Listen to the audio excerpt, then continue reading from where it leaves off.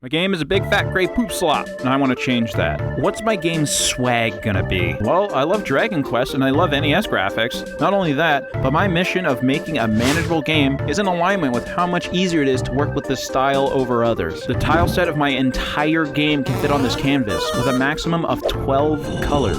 I was, in fact, so resourceful that I only ended up using 9 colors. Are you impressed yet? No? But my world needs a hero to run around it in and fight some monsters. Sleepy Eyes Here's is nice, but I'm thinking something more heroic. What about this guy? Here's the spooky thing though, guys. While I was making him into a sprite, he kinda looks like Ashley Graham. Oh no. Fuck it, he's a femboy. Femboy protagonist. I shall call him George Ivory McBoywife. Now, of course, you know the title of the game. This fella needs a princess to divorce. And there she is, my beautiful black princess. Look, some nameless NPCs. Look at them multiply. It's like I have a society or something. But having assets is very different from how well they work together. Let's see. Let's start with the first castle area. Shit's grayer than grandma's ashes. There. Now she's not so ashy. So right now I have two concerns.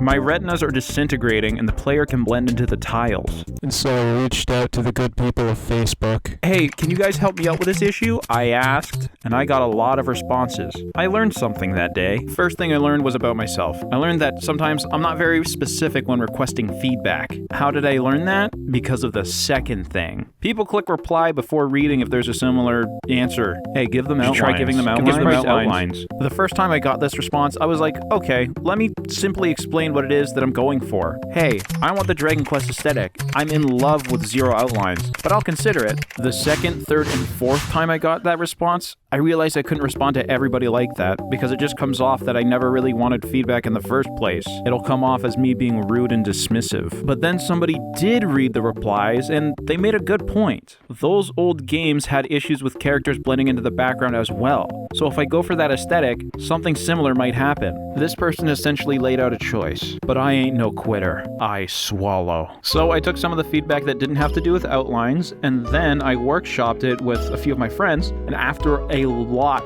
of adjustments, we got something I'm pretty happy with. The biggest lesson that I learned about pixel art for video games is make sure sprites don't blend into the background. Otherwise, your game looks like it has a low bitrate. I also did some colorblind tests to make sure you can read the game regardless. I want colorblind friendliness to be built into my game's graphics, not into the options. So I made some test environments with some shuffling NPCs. It's not looking good. Artistic pursuit is one thing, but accessibility, that might be another. In the meantime, battles. It looks a little unfinished and like a steamy pile. Let's get rid of random encounters. Y'all ever play Lufia? If you move, the enemy moves. You're adjacent to the enemy, you fight. Simple. Simple as clicking that like button and subscribing. Simple as clicking the bell. Simple as leaving a comment that says, hey, good job, fella. Let's get an enemy moving. Okay, so it's stuttering. I don't know if that'll work. The player and the enemy must be in sync. Let me shift some things around and, Now this is pod racing. All we gotta do is make the battle start when the enemy is next to the player, and we have ourselves an RPG without random encounters. I'm sick of the grey void of battles.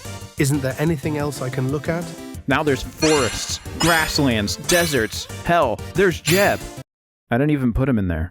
How do you get in there? Speaking of battles, we need to get some movement so that those frames are actually worth something. Luckily, RPG Maker MZ, not MV, has a built-in easing function. Look at that movement. This game is looking like a game. It's alive. Let's get a sprite for our main character here.